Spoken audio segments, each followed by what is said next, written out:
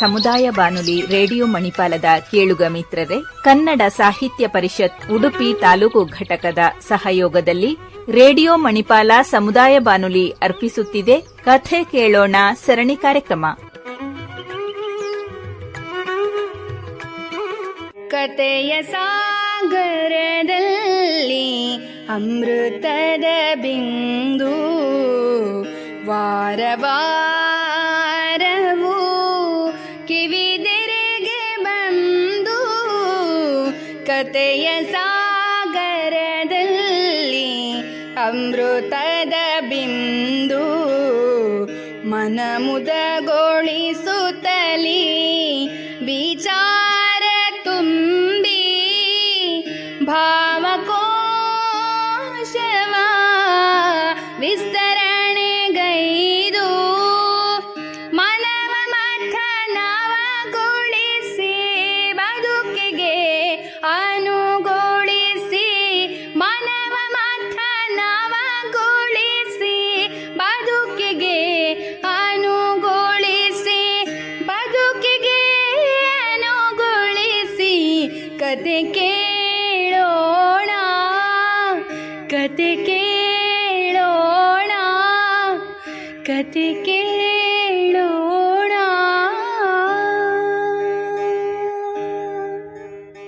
ಸಮುದಾಯ ಬಾನುಲಿ ಕೇಂದ್ರ ರೇಡಿಯೋ ಮಣಿಪಾಲ್ ಶ್ರೋತೃ ಬಾಂಧವರೇ, ಕಥೆ ಕೇಳೋಣ ಸರಣಿ ಕಾರ್ಯಕ್ರಮಕ್ಕೆ ತಮಗೆಲ್ಲ ಪ್ರೀತಿಪೂರ್ವಕ ಸ್ವಾಗತ. ಕಥೆ ಕೇಳೋಣ ಸರಣಿ ಕಾರ್ಯಕ್ರಮದ 199 ಸಂಚಿಕೆಗಳು ಈಗಾಗಲೇ ಪ್ರಸಾರವಾಗಿದ್ದು ಹಲವಾರು ಮಂದಿ ಶ್ರೋತೃಗಳ ಮೆಚ್ಚುಗೆಗೆ ಪಾತ್ರವಾಗಿದೆ. ಹಿರಿಯ ಕಥೆಗಾರರು ಸೇರಿದಂತೆ ಹಲವಾರು ಮಂದಿ ಸೃಜನಶೀಲ ಬರಹಗಾರರು ನಮ್ಮ ಈ ಕಥಾ ಸರಣಿಯಲ್ಲಿ ಪಾಲ್ಗೊಂಡಿದ್ದು ಹೊಸ ಕಥೆಗಾರರನ್ನು ಸೃಷ್ಟಿಸುವಲ್ಲಿ ಸಫಲವಾಗಿದೆ ಎನ್ನಬಹುದು. 200ರ ಗಡಿ ದಾಟುತ್ತಿರುವ ಈ ಸಂಭ್ರಮದ ಗಳಿಗೆಯಲ್ಲಿ ಮಣಿಪಾಲ್ ಇನ್ಸ್ಟಿಟ್ಯೂಟ್ ಆಫ್ ಕಮ್ಯುನಿಕೇಷನ್ ಕ್ಯಾಂಪಸ್ನ ನಿರ್ದೇಶಕರು ಮತ್ತು ಪ್ರಾಧ್ಯಾಪಕರಾದ ಡಾಕ್ಟರ್ ಶುಭಾ ಎಚ್.ಎಸ್. ಅವರ ನಲ್ನುಡಿಗಳನ್ನು ಇದೀಗ ಕೇಳೋಣ. ನಮಸ್ಕಾರ. ನಮ್ಮ ರೇಡಿಯೋ ಮಣಿಪಾಲ್ 90.4 FM ನಲ್ಲಿ ಕತೆ ಕೇಳೋಣ ಅನ್ನೋದು ಸರಣಿ ಕಾರ್ಯಕ್ರಮ 199 ಎಪಿಸೋಡ್ಸ್ ಅನ್ನು ಕಂಪ್ಲೀಟ್ ಮಾಡಿದೆ. ಇದ್ರದ್ದು ವಿಶೇಷತೆ ಏನಂತ ಹೇಳಿದ್ರೆ 199 ಕತೆ ಬರ್ದಿರೋರು ಉಡುಪಿ ಡಿಸ್ಟ್ರಿಕ್ಟ್ ಇಂದ ಬಂದವರು, ಎಲ್ಲಾ ಏಜ್ ಗ್ರೂಪ್ ನವರು ಬಂದು ಒಂದೊಂದು ಕತೆಗಳನ್ನು ಬರ್ದು ಹೇಳಿ ನಮ್ಮ ರೇಡಿಯೋ ಮಣಿಪಾಲ್ ಅಲ್ಲಿ ಅದು ಬ್ರಾಡ್ಕಾಸ್ಟ್ ಆಗಿದೆ. ಅದು ಏನ್ ರಿಫ್ಲೆಕ್ಟ್ ಆಗತ್ತೆ ಅಂದ್ರೆ ನಮ್ಮ ಕಮ್ಯುನಿಟಿ ರೇಡಿಯೋ ಸ್ಟೇಷನ್ ನಲ್ಲಿ ಹೇಗೆ ಕಮ್ಯುನಿಟಿ ಪಾರ್ಟಿಸಿಪೇಷನ್ ಅನ್ನು ನಾವು ಎನ್ಕರೇಜ್ ಮಾಡ್ತೇವೆ, ಹೇಗೆ community is listening to the community radio programmes ಅನ್ನೋದನ್ನು ಅದೊಂದು ಪ್ರೂವ್ ಮಾಡ್ತಾ ಇದೆ. ಈ ಕಾರ್ಯಕ್ರಮ ಕನ್ನಡ ಸಾಹಿತ್ಯ ಪರಿಷತ್ ಉಡುಪಿ ಘಟಕದೊಂದಿಗೆ ನಮ್ಮ ರೇಡಿಯೋ ಮಣಿಪಾಲ್ ಸಂಸ್ಥೆ ಡಾಕ್ಟರ್ ರಶ್ಮಿ ಅಮ್ಮಂಬಳ ಅವರು ತುಂಬಾ ಉತ್ಸಾಹದಿಂದ ಮಾಡ್ತಾ ಇದ್ದಾರೆ. ನಿಮ್ಮೆಲ್ಲರ ಪ್ರೋತ್ಸಾಹದಿಂದ ಇದು ತುಂಬಾ ಚೆನ್ನಾಗಿ ಮೂಡಿ ಬಂದಿದೆ. ಇದೇ ತರ ನಿಮ್ಮ ಎನ್ಕರೇಜ್ಮೆಂಟ್ ನಮ್ಗೆ ಇರ್ಲಿ. ಇದೇ ತರ ಬೇರೆ ಬೇರೆ ಸ್ಟೋರಿ ರೈಟರ್ಸ್ ನಮ್ಮನ್ನು ಕಾಂಟ್ಯಾಕ್ಟ್ ಮಾಡಿ ನಮ್ಮ ಕತೆ ಇದೆ, ನಾವು ಹೇಳಬೇಕು ನಿಮ್ಮ ರೇಡಿಯೋದಲ್ಲಿ ಅಂತ ಮುಂದೆ ಬಂದು ಹೇಳಿದ್ರೆ ನಮ್ಗಿನ್ನೂ ಖುಷಿ ಆಗತ್ತೆ. We want to encourage as many storytellers in Udupi district to come and participate in this program.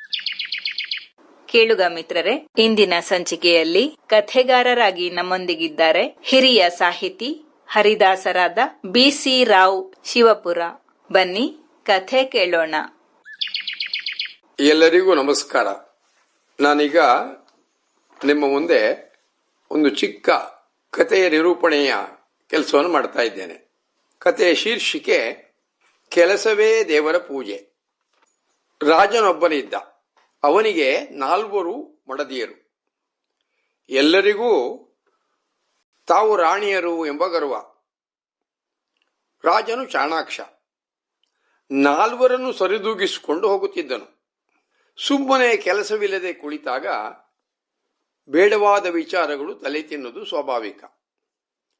ಹಾಗಾಗಿ ರಾಜನು 4 ಜನಕ್ಕೂ ಅವರವರ ಕೆಲಸವನ್ನು ಹಂಚಿಕೊಟ್ಟನು. ಮೊದಲನೆಯವಳಿಗೆ ಹಸುಗಳ ಸೇವೆ ಮತ್ತು ಹಾಲು ಕರೆಯುವುದು, 2ನೇಯವಳಿಗೆ ಅಡುಗೆ ಮಾಡುವುದು, 3ನೇಯವಳಿಗೆ ಮಕ್ಕಳ ಲಾಲನೆ ಪಾಲನೆ, 4ನೇಯವಳಿಗೆ ತನ್ನ ಅಂದ್ರೆ ರಾಜನ ಸೇವೆ ಮಾಡುವುದು. ರಾಣಿಯರು ಈ ಕೆಲಸವನ್ನು ಒಪ್ಪಿಕೊಂಡು ಶ್ರದ್ಧೆಯಿಂದ ಮಾಡುತ್ತಿದ್ದರು.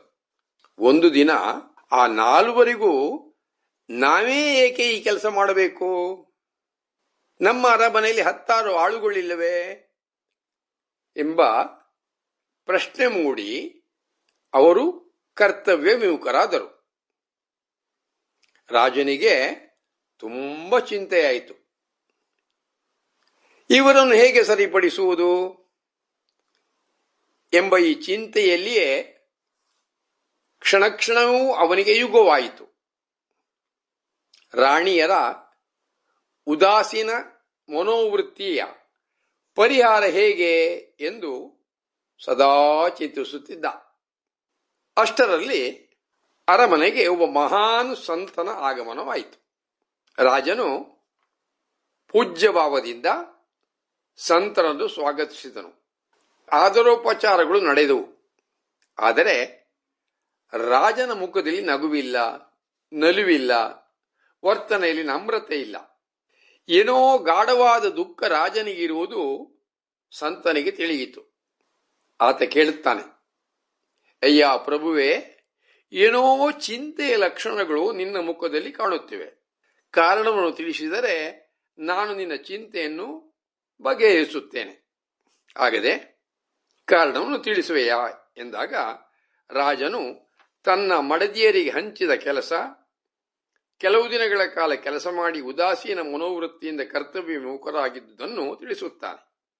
ಹೋ, ಇಷ್ಟೆಯ, ಬಿಡು, ನಾನು ಇದನ್ನು ಸರಿಪಡಿಸುತ್ತೇನೆ ಎಂದನು.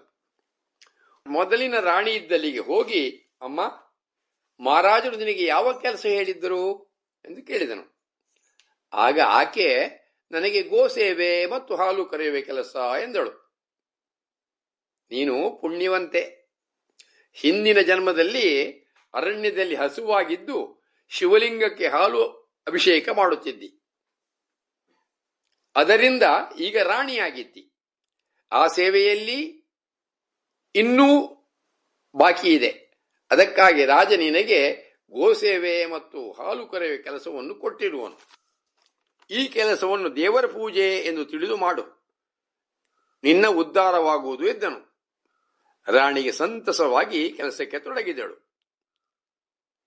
ಎರಡನೆಯವರಲ್ಲಿ ಸಾಧುಗಳು ಹೇಳಿದರು, ಅಮ್ಮ, ನೀನು ಪೂರ್ವಜನ್ಮದಲ್ಲಿ ಒಬ್ಬ ಬಡ ಬ್ರಾಹ್ಮಣನ ಹೆಂಡತಿಯಾಗಿದ್ದೆ. ವೃತ ನೇಮಗಳನ್ನು ನಿಷ್ಠೆಯಿಂದ ಮಾಡುತ್ತಿದ್ದೆ. ಭಿಕ್ಷೆ ಬೇಡಿ ಬಂದ ಅಕ್ಕಿಯನ್ನು ಅನ್ನ ಮಾಡಿ ದೇವರಿಗೆ ನೈವೇದ್ಯ ಮಾಡಿ ಮನೆಗೆ ಬಂದ ಅತಿಥಿಗಳಿಗೆ ಬಡಿಸಿ ಕೊನೆಗೆ ತುಸು ಉಳಿದುದನ್ನು ಉಂಡು ಸಂತೋಷಪಟ್ಟಿದ್ದೆ. ಆದುದರಿಂದ ಈಗ ರಾಣಿಯಾಗಿರುವೆ. ನೀನು ಪುಣ್ಯವಂತೆ. ಈಗಲೂ ಬೇಡಬೇಕಾಗಿಲ್ಲ. ಇರುವ ಅಕ್ಕಿಯನ್ನು ಅನ್ನ ಮಾಡಿ ಎಲ್ಲರ ಹೊಟ್ಟೆಯಲ್ಲಿರುವ ವೈಶ್ವಾನರ ಎನ್ನುವಂತ ದೇವರನ್ನು ತೃಪ್ತಿಪಡಿಸುತ್ತಿರುವೆ. ಇದರಿಂದ ನಿನಗೆ ಮುಂದೆ ಉತ್ತಮ ಭವಿಷ್ಯವಿದೆ. ಮೂರನೆಯವಳಿಗೆ ಸಾಧು ಈ ರೀತಿ ಹೇಳಿದನು, ರಾಣಿ, ನೀನು ಪೂರ್ವಜನ್ಮದಲ್ಲಿ ವಾನರಳಾಗಿದ್ದಿ. ದೇವರಿಗೆ ಪರಿಮಳದ ಹೂಗಳು, ಪಕ್ವವಾದ ಹಣ್ಣುಗಳನ್ನು ಅರ್ಪಿಸುತ್ತಿದ್ದಿ. ಆ ಪುಣ್ಯದ ಫಲ ನಿನಗೆ ಒದಗಿ ಮಾನವಳಾಗಿ, ಅದರಲ್ಲೂ ರಾಜನೊಬ್ಬನ ಹೆಂಡತಿಯಾಗಿ ರಾಣಿ ಎಂಬ ಪದವಿ ಪಡೆದಿರುವೆ. ಇದು ಪೂರ್ವಜನ್ಮದ ಪುಣ್ಯ. ಈಗ ನಿನಗೆ ಮಕ್ಕಳ ಸೇವೆಯೇ ಪ್ರಧಾನವಾಗಿದೆ. ಮಕ್ಕಳು ಮುಗ್ಧರು. ಅವರ ಸೇವೆ ಮಾಡಿದರೆ ನಿನಗೆ ಮುಂದೆ ಉಜ್ವಲ ಭವಿಷ್ಯವಿದೆ.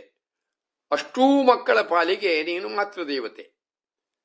ದೇವರಿಗಿಂತಲೂ ಮಾತೆಯ ಪಟ್ಟ ದೊಡ್ಡದು. ನಾಲ್ಕನೆಯವಳಿಗೆ ನೀನು ಹಿಂದಿನ ಜನ್ಮದಲ್ಲಿ ಹಕ್ಕಿಯಾಗಿದ್ದೆ. ದೇವರಿಗೆ ಧೂಪದೀಪದಿಂದ ಪೂಜೆ ಮಾಡಿದ್ದೆ. ಆದ್ದರಿಂದ ಈಗ ರಾಣಿಯ ಸ್ಥಾನಮಾನ, ಅದರಲ್ಲೂ ರಾಜನ ಸೇವೆ ಮಾಡುವಂತ ಪುಣ್ಯ. ಒಂದು ದೃಷ್ಟಿಯಲ್ಲಿ ಪತಿದೇವರು, ಇನ್ನೊಂದು ದೃಷ್ಟಿಯಲ್ಲಿ ರಾಜ ಪ್ರತ್ಯಕ್ಷ ದೇವತಾ ಎನ್ನುತ್ತಾರೆ. ಆದುದರಿಂದ ರಾಜನ ಸೇವೆ ಮಾಡುತ್ತಾ ಹೋಗು, ಪರಮಗತಿ ನಿನಗೆ ಖಂಡಿತ ಸಿಗುತ್ತದೆ. ಹೀಗೆ ಉಪಾಯಾಂತರದಿಂದ ಅವರವರ ಕರ್ತವ್ಯ ಪ್ರಜ್ಞೆಯನ್ನು, ಕರ್ಮದ ಮಹಿಮೆಯನ್ನು ವಿವರಿಸಿ ಅವರವರ ಕರ್ತವ್ಯ ಪ್ರಜ್ಞೆಯನ್ನು ಜಾಗೃತಗೊಳಿಸಿದನು. ಸಾಧುವಿನ ಉಪದೇಶಕ್ಕೂ 4 ಜನ ರಾಣಿಯರಿಗೂ ಅರ್ಥವಾಯಿತು. ಅಂದಿನಿಂದ ಅವರು ಇನಿತೂ ತಪ್ಪದೆ ತಮ್ಮ ಕೆಲಸವನ್ನು ದೇವರ ಪೂಜೆ ಎಂಬ ದೃಷ್ಟಿಯಿಂದ ಮಾಡತೊಡಗಿದರು. ರಾಜನ ಚಿಂತೆಯೂ ದೂರವಾಯಿತು. ದುಃಖ ಪರಿಹರಿಸಿದ ಸಾಧು ಮಹಾರಾಜರಿಗೆ ಸನ್ಮಾನವೂ ನಡೆಯಿತು. ಈ ಕಥೆಯ ನೀತಿ: ನಮ್ಮ ಪೂರ್ವಜನ್ಮದ ಕರ್ಮಕ್ಕೆ ಅನುಗುಣವಾದ ಪ್ರಾಪ್ತ ಕರ್ಮವನ್ನು ನಿಷ್ಠೆಯಿಂದ ಮಾಡಿದಲ್ಲಿ ನಾವು ದೇವರ ಅನುಗ್ರಹ ಪಾತ್ರರಾಗುತ್ತೇವೆ. ಹಾಗಾಗಿಯೇ ಪೂಜೆಯೇ ಕೆಲಸವಲ್ಲ, ಕೆಲಸವೇ ದೇವರ ಪೂಜೆ ಎಂದು ಮಾಡಿದರೆ ಸಮಾಜದಲ್ಲಿ ಶಾಂತಿ, ನೆಮ್ಮದಿ. ಕೇಳುಗ ಮಿತ್ರರೇ, ಇದುವರೆಗೆ ಹಿರಿಯ ಸಾಹಿತಿ ಹರಿದಾಸರಾದ BC ರಾವ್ ಶಿವಪುರ ಅವರಿಂದ ಕಥೆಯನ್ನು ಕೇಳಿದಿರಿ. ಇದು ಕಥೆ ಕೇಳೋಣ ಸರಣಿ ಕಾರ್ಯಕ್ರಮದ 200ನೇ ಸಂಚಿಕೆ. ಕಥೆ ಕೇಳೋಣ ಸರಣಿ ಕಾರ್ಯಕ್ರಮ 200 ಸಂಚಿಕೆಯನ್ನು ತಲುಪಲು ಸಹಕರಿಸಿದ ನಮ್ಮ ಎಲ್ಲ ಶ್ರೋತೃ ಮಿತ್ರರಿಗೆ, ಕಥೆಗಾರರಿಗೆ, ಕನ್ನಡ ಸಾಹಿತ್ಯ ಪರಿಷತ್ ಉಡುಪಿ ತಾಲೂಕು ಘಟಕದ ಪದಾಧಿಕಾರಿಗಳಿಗೆ ಎಲ್ಲರಿಗೂ ರೇಡಿಯೋ ಮಣಿಪಾಲ್ ವತಿಯಿಂದ ವಂದನೆಗಳು. ಶ್ರೋತೃ ಮಿತ್ರರೇ, ನಿಮ್ಮೆಲ್ಲರ ಶುಭ ಹಾರೈಕೆ ಸದಾ ಇರಲಿ. ಸಮುದಾಯದ ಒಳಿತಿಗಾಗಿ ಸಮುದಾಯ ಬಾನುಲಿ ರೇಡಿಯೋ ಮಣಿಪಾಲ್. ಕನ್ನಡ ಸಾಹಿತ್ಯ ಪರಿಷತ್ ಉಡುಪಿ ತಾಲೂಕು ಘಟಕದ ಸಹಯೋಗದಲ್ಲಿ ರೇಡಿಯೋ ಮಣಿಪಾಲ ಅರ್ಪಿಸುತ್ತಿರುವ ಕಥೆ ಕೇಳೋಣ ಸರಣಿ ಕಾರ್ಯಕ್ರಮ ಇಲ್ಲಿಗೆ ಮುಕ್ತಾಯವಾಯಿತು. ಮುಂದಿನ ಕಥೆ ಕೇಳಲು ಮತ್ತೆ ಭೇಟಿಯಾಗೋಣ.